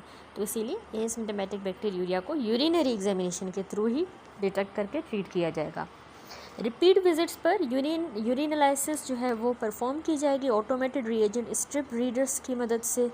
अगर प्रोटीन यूरिया डिटेक्ट हो रहा है तो फिर हमें प्री एक्लेम्पशिया के लिए थॉरो इवेल्युएशन करनी होगी, ठीक है। अगर प्रोटीन्स मिल रहे हैं यूरिन में तो आगे भी मतलब यूरिनरी एग्जामिनेशन होगी। जब भी फीमेल जो है एंटीनेटल केयर में आएगी, विजिट करेगी, तो यूरिनरी एग्जामिनेशन होती है। अब आते हैं जनरल मेडिकल एग्जामिनेशन पर। तो फुल फॉर्मल जो फिज़िकल एग्जामिनेशन होती है वो नेसेसरी नहीं है हेल्दी वुमेन के लिए रूटीन विजिट पर, ठीक है। लेकिन हाउएवर अगर वुमेन किसी स्पेसिफिक प्रॉब्लम के साथ प्रेजेंट कर रही है या वो एट रिस्क ग्रुप है, यानी जिस रिस्क ज़्यादा है इस फीमेल को, तो फिर उसमें मोर थोरो फिज़िकल एग्जामिनेशन रिक्वायर्ड होती है, ठीक है। तो सबसे पहले कार्डियोवास्कुलर एग्जामिनेशन देखें। रूटीन जो अस्कल्टेशन है मैटरनल हार्ट साउंड की, वो अननेसेसरी होती है। अगर उसको सिम्टम्स नहीं है, वो एसिम्टोमेटिक वुमेन है, उसको कोई कार्डियक की हिस्ट्री भी नहीं है, तो आप उसको अस्कल्टेट क्यों करोगे? नहीं करोगे रूटीन अस्कल्टेशन। लेकिन हाउएवर अगर वुमेन किसी ऐसे मतलब एरिया से बिलोंग कर रही है, ऐसे एरिया में रहती है जहाँ पर र्यूमेटिक हार्ट डिजीज़ प्रिवेलेंट है, या कोई ऐसी हार्ट की डिज़ीज़ है, या हार्ट मरमर की हिस्ट्री है अगर फीमेल को, या हार्ट डिजीज़ की, तो फिर उस फीमेल में आपने कार्डियोवास्कुलर एग्जामिनेशन प्रेगनेंसी के दौरान करनी है, ठीक है, समझ आ गया। Then breast examination. फॉर्मल जो ब्रेस्ट एग्जामिनेशन है वो भी ज़रूरी नहीं होती, लेकिन हाउएवर वुमेन को आपने इनकरेज करना है to perform regular breast self examination, ठीक है, वो अपनी रेगुलर सेल्फ एग्जामिनेशन करेगी, ब्रेस्ट सेल्फ एग्जामिनेशन। देन आता है examination of the pregnant abdomen. ये देखिए, ये जो होता है ना क्रिटिकल पार्ट होता है एब्डोमेन, प्रेग्नेंट एब्डोमेन की एग्जामिनेशन रूटीन एंटीनेटल केयर का क्रिटिकल पार्ट है, और उसमें चैपरॉन की जो है ज़रूरत पड़ती है। तो स्टार्ट करने से पहले हमने जो है पूछना पड़ता है कि आपको कहीं पर पेन तो नहीं है, किसी एरिया में टेंडरनेस तो नहीं है, ठीक है। चैपरॉन होना चाहिए, और आपने पेन का पूछना है, टेंडरनेस का पूछना है, ठीक है। अब सबसे पहले एब्डोमेन की एग्जामिनेशन में पोजीशन, वुमेन जो है सेमी रिकम्बेंट पोजीशन में होनी चाहिए। सेमी रिकम्बेंट यानी थोड़ी सी फीमेल लेटी हुई हो 30 या फिर 45 डिग्री के एंगल पर, ठीक है, इस पोजीशन में हो, या फिर वो जो है, हाँ मतलब पोजीशन जो है एग्जामिनेशन में वो सेमी रिकम्बेंट हो।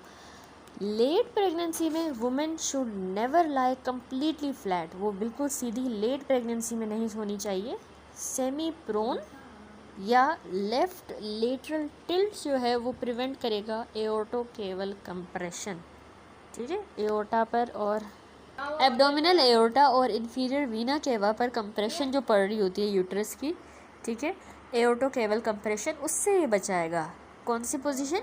लेफ्ट लेटरल पोजीशन या फिर सेमी प्रोन पोजीशन में, ठीक है। सीधा बिल्कुल लेट प्रेगनेंसी में आखिरी जो होते हैं मंथ्स या वीक्स, तो उसमें बिल्कुल सीधा जो है नहीं लेटाना एग्जामिन करते वक्त, सेमी प्रोन या लेफ्ट लेटरल टिल्ट। एक्सपोजर की बात करें तो एक्सपोजर जो है below the breast to the symphysis fundus, ठीक है, बिलो द ब्रेस्ट से लेके सिम्फाइसिस फंडस तक एब्डोमेन जो है वो एक्सपोज हो, तो सबसे पहले जो है इंस्पेक्शन देखें। इंस्पेक्शन में क्या करना है कि यूट्रस जो है उसकी शेप को भी असेस करना है, और अगर कोई एसिमेट्री है तो उसको नोट करना है इंस्पेक्शन में। ठीक है, यूट्रस की शेप और कोई अगर एसिमेट्री है तो उसको हमने नोट किया। उसके बाद फीटल मूवमेंट्स जो है इंस्पेक्ट करनी है कि आपको नज़र आ रही हैं। प्रेगनेंसी साइंस, जो साइंस होते हैं प्रेगनेंसी के, जैसे स्ट्राया ग्रेविडेरम जो स्ट्रेच मार्क्स कहलाते हैं, या लीनिया नाइग्रा फेंट ब्राउन लाइन होती है अम्बिलाइकस से लेके सिम्फाइसिस प्यूबिस तक, उसको लीनिया नाइग्रा कहते हैं। ठीक है, स्ट्राया ग्रेविडेरम, लीनिया नाइग्रा, ये साइंस है प्रेगनेंसी के, इनको देखना है। यूट्रस देखा, एसिमेट्री देखी, फीटल मूवमेंट्स देखी, प्रेगनेंसी के साइंस। अब कोई स्कार देखना है कॉमन एरियाज़ में, जैसे सुप्रा प्यूबिक स्कार किस चीज़ का हो सकता है? सुप्रा प्यूबिक ऊपर है, वो सिजेरियन का हो सकता है। एक्टोपिक प्रेगनेंसी की लेप्रोटोमी भी हो सकती है, या ओवेरियन मास की लेप्रोटोमी। सब अम्बिलाइकल स्कार नज़र आ रहा है तो वो लेप्रोस्कोपी का हो सकता है। राइट इलियक फोसा पर स्कार है तो वो अपेंडेक्टमी का हो सकता है। राइट अपर क्वाड्रेंट पर है तो वो कोलिसिस्टेक्टमी का। उसके बाद नेक्स्ट आता है इंस्पेक्शन के बाद पाल्पेशन। अब पर्पस जो होता है पाल्पेटिंग द प्रेग्नेंट एब्डोमेन, क्यों हम पाल्पेट करते हैं प्रेग्नेंट एब्डोमेन को? ताकि हमें नंबर ऑफ़ बेबीज़ पता चले, साइज़ क्या है बेबी का, लाए क्या है बेबी का, यानी वो लॉन्गिट्यूडिनली लाए कर रहा है, ओब्लिक है या ट्रांसवर्स है, तो लाए का भी पता चलेगा पाल्पेशन से। प्रेजेंटेशन बेबी की पता चलेगी पाल्पेशन से, यानी सिफेलिक है या ब्रीच है, बटक्स है डाउनवर्ड पेल्विस में या हेड है। ठीक है, और इसके अलावा whether the baby is engaged in the pelvis, तो इंगेजमेंट का भी हमें पाल्पेशन से पता चलता है। Then symphysis fundal height measurement, palpation में हमने क्या करनी होती है? SFH measurement, symphysis fundal height measurement. SFH उसको रिकॉर्ड करना है, मेजर करना है हर एंटीनेटल अपॉइंटमेंट पर। जब फीमेल आएगी तो हमने SFH करनी है फ्रॉम द 24 वीक्स जेस्टेशन। ठीक है, 24 वीक के बाद। तो मोस्ट जो UK के हॉस्पिटल्स हैं उनमें ना कस्टमाइज्ड SFH चार्ट्स जो है वो यूज़ होते हैं, जो कि जनरेट होते हैं at the first antenatal visit. अब ये चार्ट जो है ये पर्सनलाइज्ड हैं हर वुमेन के लिए, जिनमें उनकी हाइट, वेट, एथनिसिटी, पैरिटी ये कंसीडर की जाती है। तो ये टिपिकली डिफाइन हुए हैं as a 10th and the 90th centile values. ठीक है, फिगर भी बना हुआ है उसका।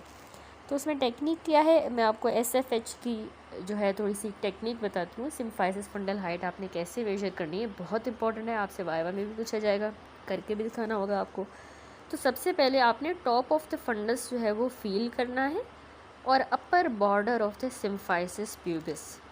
ठीक है, टॉप ऑफ द फंडस को और upper border of the symphysis pubis को फील करना है केयरफुली। फिर आपने टेप जो होती है ना, मेजरिंग टेप, उसको सिम्फाइसिस प्यूबिस पर रखना है। ठीक है, टॉप ऑफ द फंडस से लेके आप मेजर करोगे with the centimetre marks face down. जो सेंटीमीटर एक होता है, एक इंचेस में लिखा होता है, जो सेंटीमीटर वाली साइड होगी ना उसका फेस डाउनवर्ड होगा, नीचे की तरफ होनी चाहिए वो वाली साइड टेप की। ठीक है, और फिर आपने टॉप ऑफ द फंडस से लेके सिम्फाइसिस तक वो टेप रखनी है, जिसमें सेंटीमीटर वाली साइड नीचे होगी।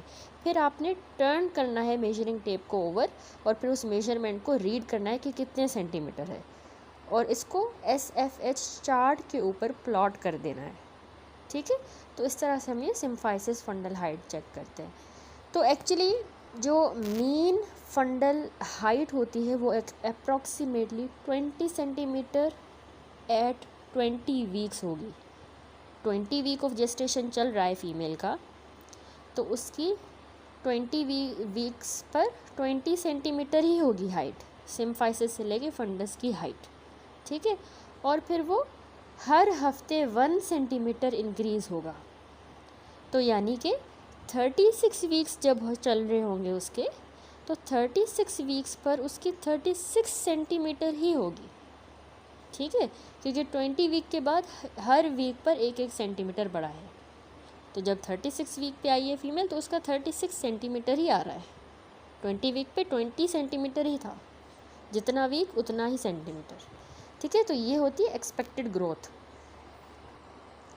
कस्टमाइज चार्ट्स जो है वो ज़्यादा सेंसिटिव होते हैं और स्पेसिफिक होते हैं।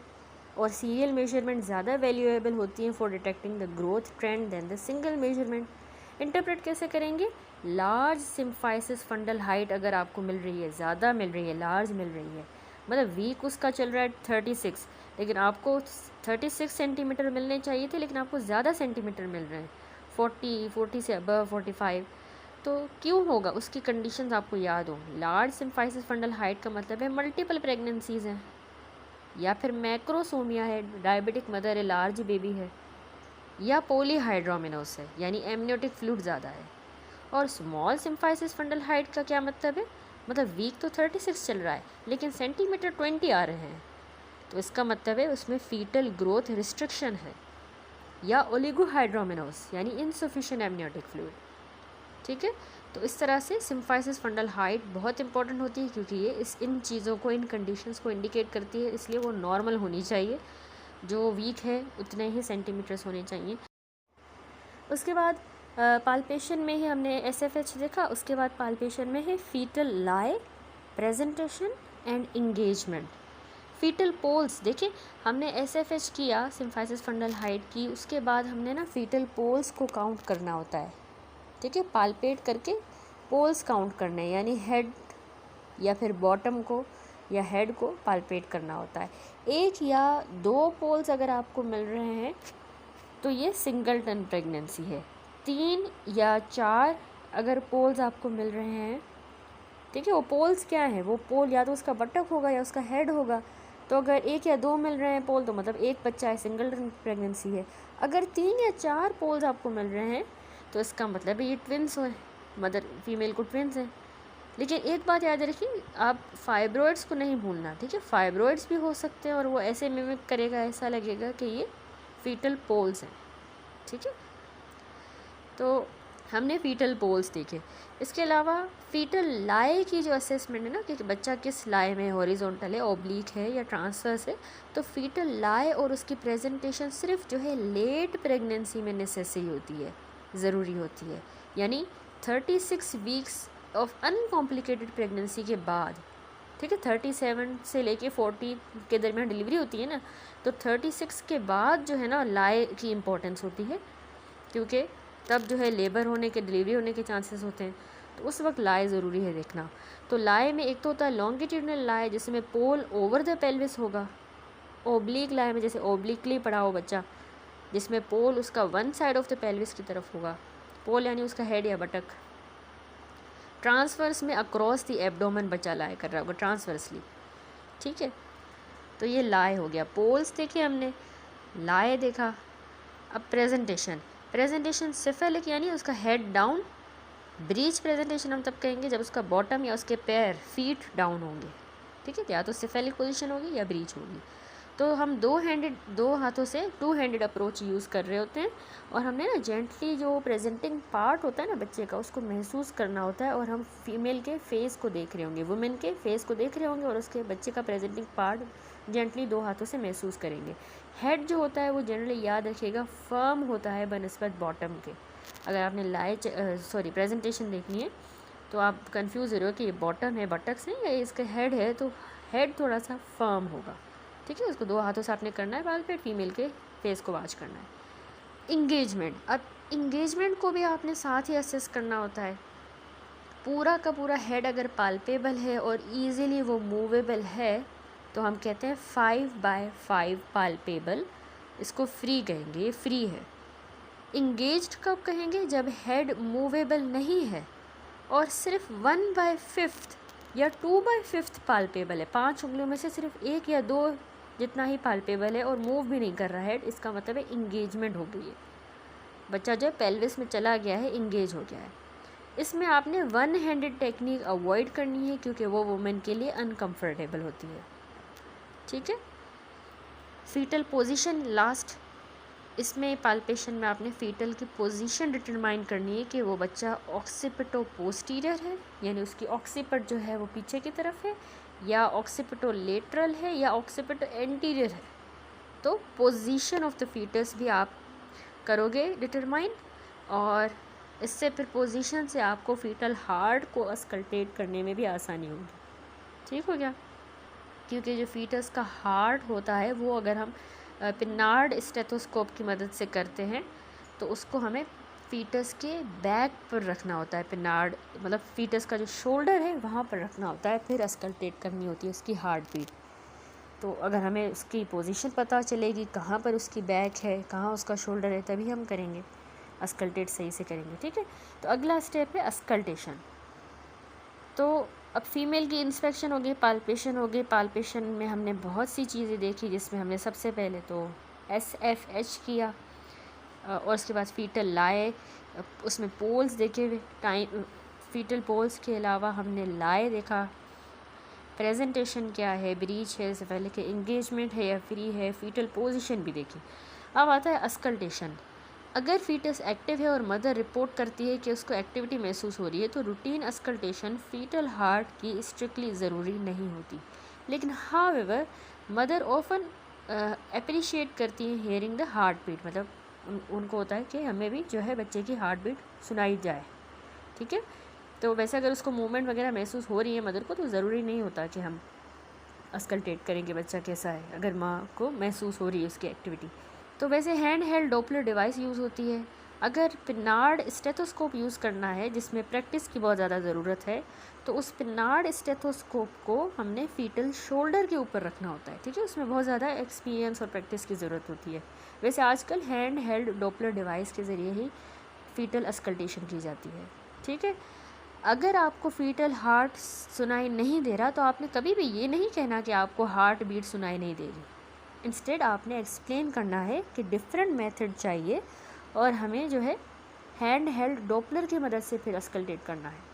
ऐसा नहीं कि भाई आपके बच्चे की हार्ट बीट सुनाई नहीं दे रही। ठीक है, एक बार अगर आपको सुनाई दी, आपने सुनी, तो आपने कॉन्फिडेंट होना है कि हाँ आपको हार्ट बीट सुनाई दे रही है। अगर आप ट्विंस सस्पेक्ट कर रहे हो कि इस फीमेल को ट्विंस हैं तो आपने दोनों हार्ट बीट्स को कंफर्म करना है। ठीक हो गया। देन अस्कल्टेशन के बाद हमारी जो ऑब्स की एग्जामिनेशन होती है उसमें अब एब्डोमेन के अलावा पेल्विक एग्जामिनेशन। अब रूटीन जो पेल्विक एग्जामिनेशन है वो एंटीनेटल विजिट के दौरान रोज़ाना रूटीन में जो है ज़रूरी तो नहीं होता, लेकिन हाउएवर कुछ स्पेसिफिक सर्कमस्टांसेस में रिक्वायर्ड होता है ऑफन, जिसमें स्पेक्युलम के साथ एग्जामिनेशन करनी होती है इसमें पेल्विक एग्जामिनेशन। ठीक है, स्पेक्युलम में कब करेंगे? जब फीमेल को बहुत ज़्यादा एक्सेसिव या ऑफेंसिव डिस्चार्ज हो रहा है या उसको प्रेगनेंसी के दौरान वेजाइनल ब्लीडिंग हो रही है, जहाँ पर प्लेसेंटा प्रेविया याद रखिए ना हो। प्लेसेंटा प्रेविया एब्सेंट है, उसको ये कंडीशन नहीं है, हम पढ़ेंगे ये क्या है कंडीशन जिसमें लो लाइंग प्लेसेंटा होता है, वो ना हो। उसके बगैर ही वो प्लेसेंटा प्रेविया नहीं है लेकिन वेजाइनल ब्लीडिंग हो रही है, तो उसमें फिर हमें करनी होगी पेल्विक एग्जामिनेशन। अगर हमें सर्वाइकल स्मीयर लेना है प्रेगनेंसी के दौरान तो हम एग्जामिनेशन करेंगे। पोटेंशियल रप्चर ऑफ मेम्ब्रेन्स को कंफर्म करना है कि हुई है या नहीं हुई, तो उसके लिए करेंगे। और to confirm and assess the extent of the female genital mutilation. ठीक है, फीमेल जेनाइटल म्यूटिलेशन को in women who have been subjected to this, तो उनमें उसको कंफर्म करने के लिए हम पेल्विक एग्जामिनेशन करते हैं। तो प्रोसीजर क्या है और कंसीडरेशन क्या है? सबसे पहले कंसेंट, हमने जो है कंसेंट लेना होता है हमने पेल्विक एग्जामिनेशन करने से पहले। शैपरोन याद रखिएगा कि फ़ीमेल शैपरोन जो है जैसे नर्स, मिडवाइफ या एक्सेट्रा, कभी भी रिलेटिव नहीं। ठीक है, या नर्स हो या मिडवाइफ हो, तो ये शैपरोन जो है मस्ट प्रेजेंट होना चाहिए regardless of the examiners sex. ठीक है, एग्जामिनर जो है, जो डॉक्टर है, वो मेल है या फीमेल है, regardless of the sex of the examiner. जो शैपरोन है वो फीमेल होनी चाहिए, फीमेल शैपरोन, यानी नर्स होनी चाहिए या मिडवाइफ होनी चाहिए। ठीक है, जब हम प्रेग्नेंट वुमेन की पेल्विक एग्जामिनेशन करेंगे, और कोई रिलेटिव नहीं होना चाहिए। ठीक है, असेंबल ऑल नेसेसरी इक्विपमेंट जैसे स्वैब, लाइट सोर्स, ये सारी असेंबल करनी है। वही पेशेंट को हमने semi recumbent with knees drawn up and ankle together, ankles together होंगे, नीज ड्रॉन अप अपवर्ड, और सेमी रिकम्बेंट पोजीशन में रखना है, और एडिक्वेटली कवर्ड, फीमेल कवर्ड होनी चाहिए। ठीक है, तो स्पेक्युलम एग्जामिनेशन कैसे करनी है? हमने कस्कोस, ये फिगर भी बना हुआ है आपको नज़र आ रहा है, कस्कोस स्पेक्युलम। तो सबसे पहले तो हमने हैंड वॉश करके और ग्लव्स पहन लेने हैं। अगर ये मेटल का है कस्कोस तो उसको पहले वार्म करना है, थोड़ा सा स्लाइटली वार्म वाटर के अंदर रख के उसको वार्म किया कस्कोस स्पेक्युलम को। उसके ऊपर हमने स्टेराइल लुब्रिकेटिंग जेल लगानी है। एंटीसेप्टिक क्रीम को अवॉइड करें। अगर आपने बैक्टीरियोलॉजी के लिए स्वैब लेना है, जैसे स्मेयर वगैरह लेना है, तो फिर आप एंटीसेप्टिक यूज़ नहीं करेंगे।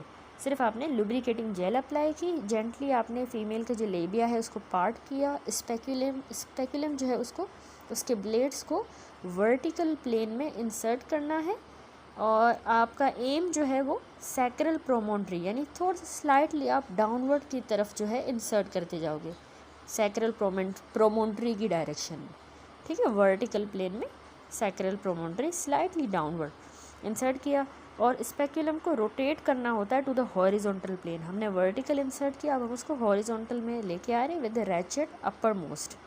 स्लोली फिर हम उसके ब्लेड्स को ओपन करेंगे जब तक कि हमें सर्विक्स नज़र नहीं आ जाता, और माइनर एडजस्टमेंट अगर करनी है तो वो करेंगे उसमें।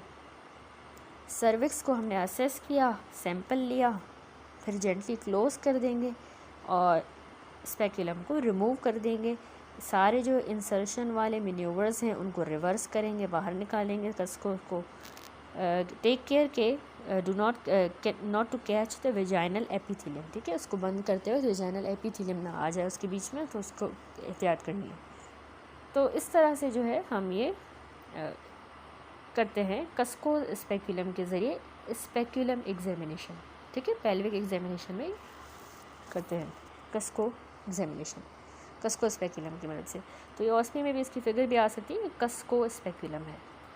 फिर डिजिटल एग्जामिनेशन कह रहा है कि डिजिटल एग्जामिनेशन भी परफॉर्म की जा सकती है जब सर्वाइकल असेसमेंट नीडेड हो, जिसमें स्पेकुलम प्रोवाइड नहीं हो रहा, ठीक है। सर्वाइकल असेसमेंट अगर आपने करनी है, जैसे उसकी कंसिस्टेंसी देखनी है सर्विक्स की, या इफेसमेंट देखनी है, और उसमें स्पेकुलम प्रोवाइड नहीं कर रहा, स्पेकुलम एग्जामिनेशन से आपको पता नहीं चल रहा, तो फिर आप उसमें डिजिटल एग्जामिनेशन करते हो, ठीक है। लेकिन डिजिटल एग्जामिनेशन की भी याद रखिएगा कि कुछ कॉन्ट्रा डिजिटल एग्जामिनेशन में एक तो नॉन प्लेसेंटा प्रेविया या वेजाइनल ब्लीडिंग हो रही है जब प्लेसेंटा की साइट अननोन है और प्रेजेंटिंग पार्ट इंगेज हो, ठीक है। फीमेल जो है नॉन केस है प्लेसेंटा प्रेविया की, लो लाइंग प्लेसेंटा है, या फिर उसको वेजाइनल ब्लीडिंग हो रही है और उसमें पता नहीं है कि प्लेसेंटा की साइड क्या है, बस वेजाइना से ब्लीडिंग हो रही है, या तो प्लेसेंटा प्रेविया है या तो प्लेसेंटा का पता नहीं है कहाँ है, बस वेजाइनल ब्लीडिंग हो रही है, प्रेजेंटिंग पार्ट जो है वो अनएंगेज्ड है, तो उसमें आपने डिजिटल एग्जामिनेशन नहीं करनी। दूसरा, pre labour rupture of the membrane, उसमें भी आपने नहीं करनी क्योंकि उसमें ज़्यादा रिस्क होता है असेंडिंग इन्फेक्शन का, ठीक है। प्री लेबर रप्चर हो गया मेम्ब्रेन्स का और आप डिजिटल एग्जामिनेशन कर रहे हो तो उससे असेंडिंग इन्फेक्शन हो सकता है, तो ये अवॉइड करना। ये दो कॉन्ट्रा इंडिकेशन है। तो डिजिटल एग्जामिनेशन की थोड़ी आपको टेक्निक पता होनी चाहिए कि उसी तरह पोजीशन होगी जैसे पहले मैंने आपको बताया कसको में, वही पोजीशन होगी। पेशेंट जो है, पेशेंट के राइट से gently introduce 2 fingers of the gloved right hand into the vagina until the cervix is palpated, ठीक है। 2 फिंगर मेथड के ज़रिए 2 फिंगर्स इंसर्ट करनी है right side of the patient से वेजाइना के अंदर जब तक कि सर्विक्स पाल्पेट नहीं होता उन 2 फिंगर से। और full assessment of the Bishop score can be made prior to induction of labour. Bishop score ये सारा मैं आपको चैप्टर नंबर 12 जो लेबर है, नॉर्मल एंड एबनॉर्मल लेबर, उसमें आपको एक्सप्लेन करूँगी, ठीक है। उसके ज़रिए फिर आपने बिशॉप स्कोर बनाना है, असेस करना है। फिर कुछ अदर एस्पेक्ट्स हैं एग्जामिनेशन के, उसमें बता रहा है रिफ्लेक्सेस के बारे में कि वुमेन में जिसमें आप सस्पेक्ट कर रहे हो प्री एक्लेम्शिया, उसमें आपने रिफ्लेक्सेस जो है असेस करने हैं। मोस्ट इजीली जो है ना एंकल रिफ्लेक्स असेस किया जाता है। अगर आपको प्रेजेंस मिल रही है more than 3 beats of clonus तो वो पैथोलॉजिकल होगा, ठीक है। More than 3 beats of clonus अगर है फीमेल को क्लोनस मिल रहा है 3 से ज़्यादा तो वो पैथोलॉजिकल है। दूसरा, एडिमा आपने देखनी होती है। याद रखिए बहुत कॉमन है एडिमा जो है 80% जो टर्म प्रेगनेंसीज़ हैं उनमें फ़ीमेल्स को होती है, और ये वैसे अच्छा इंडिकेटर नहीं है फॉर प्री एक्लेम्शिया क्योंकि ये कॉमन है। ज़रूरी नहीं है कि प्री एक्लेम्शिया की वजह से एडिमा है, क्योंकि वैसे भी एडिमा कॉमन होती है। लेकिन हाँ अगर उनको नॉन डिपेंडेंट एडिमा है, जैसे अगर फेस पर है फेशियल एडिमा, तो उसको आपने ज़रूर नोट करना है, ठीक है। उसमें कोई पैथोलॉजी हो सकती है। लास्ट में ये टेबल बना हुआ है जिसमें की लर्निंग पॉइंट्स हैं। बता रहा है कि आपने हमेशा अपने आप को जो है इंट्रोड्यूस करवाना है, अपना रोल बताना है कि आप कौन हो, आपने अपना आइडेंटिटी बैज पहनना होता है, अपने हाथ जो है अपने हैंड वॉश करने हैं या फिर आप अल्कोहल जेल यूज़ करोगे। आपने जो है कर्टियस होना चाहिए आप और जेंटल होना है पेशेंट से, ठीक है। Always ensure the patient is comfortable and warm. अपने साथ हमेशा शैपरन प्रेजेंट हो जब भी आप एग्जामिन करो पेशेंट्स को। Tailor your history and examination to find the key information you need, ठीक है, उस हिसाब से। और new findings adapt to the new finding as you go.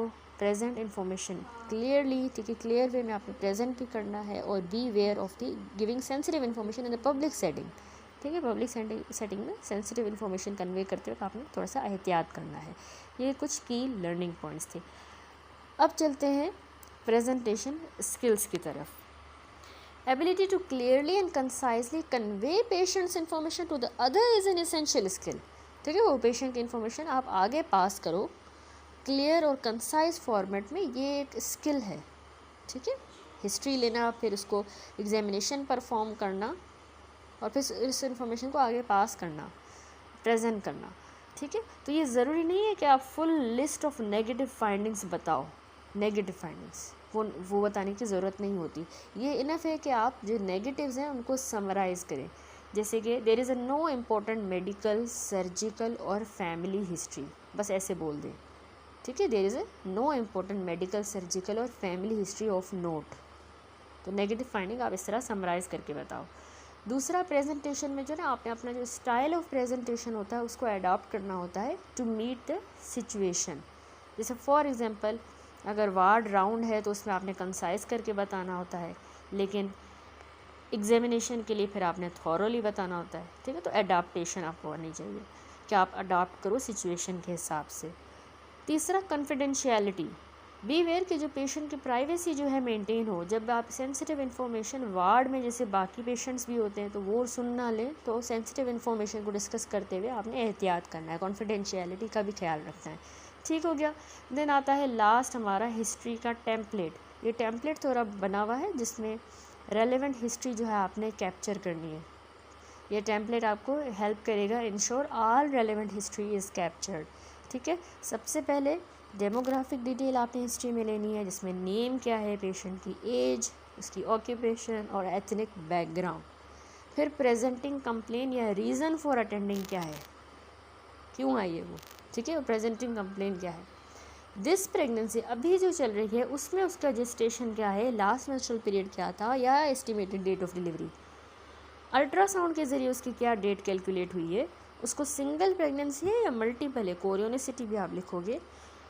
Presenting problem जिसके साथ वो आई है उसकी डिटेल्स या उसकी अटेंडेंस वहाँ किस वजह से आई है उसकी वजह को आपने एलेबोरेट करना है।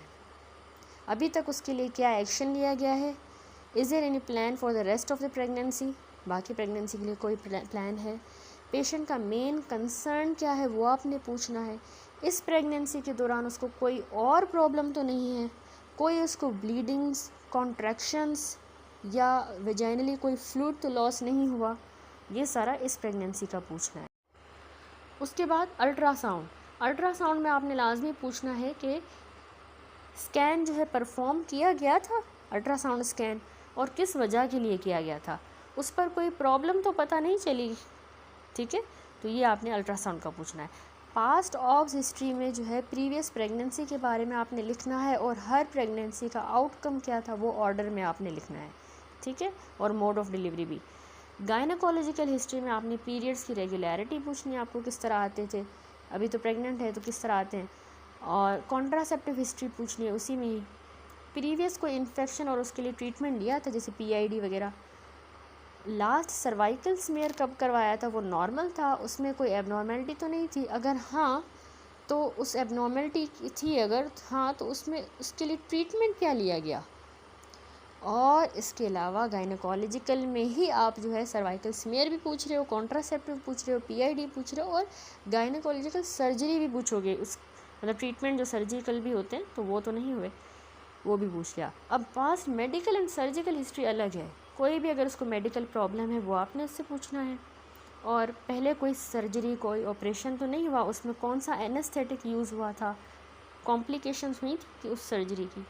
साइकियाट्रिक हिस्ट्री बहुत ज़रूरी है, पोस्टपार्टम ब्लूज़ या डिप्रेशन तो नहीं हुए कभी, प्रेगनेंसी अनरिलेटेड डिप्रेशन तो नहीं है, कोई मेजर साइकेट्रिक इलनेस फीमेल को अगर हो तो वो रूल आउट करनी है।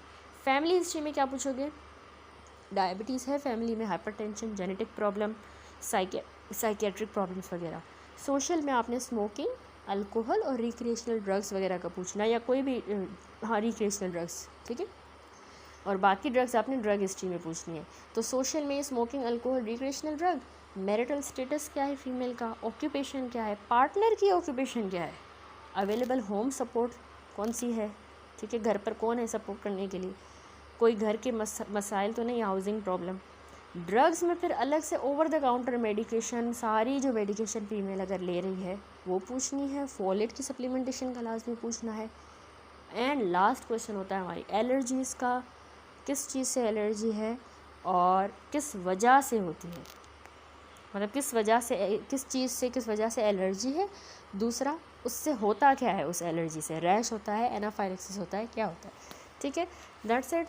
यहाँ पर अल्हम्दुलिल्लाह ये चैप्टर हमारा कंप्लीट हुआ, chapter number 1 which was obstetric history and examination. इसमें सारा हमने जो है इंट्रोडक्शन देखा, फिर हमने ऑब्स की हिस्ट्री लेना सीखा, ऑब्स की एग्जामिनेशन के की कंपोनेंट्स देखे, और फिर लास्ट में हमने सीखा कि किस तरह से ऑब्स्टेट्रिक एग्जामिनेशन परफॉर्म की जाती है। That's it. नेक्स्ट वीडियो में इंशाल्लाह हम स्टार्ट करेंगे हमारा अगला चैप्टर विच इज़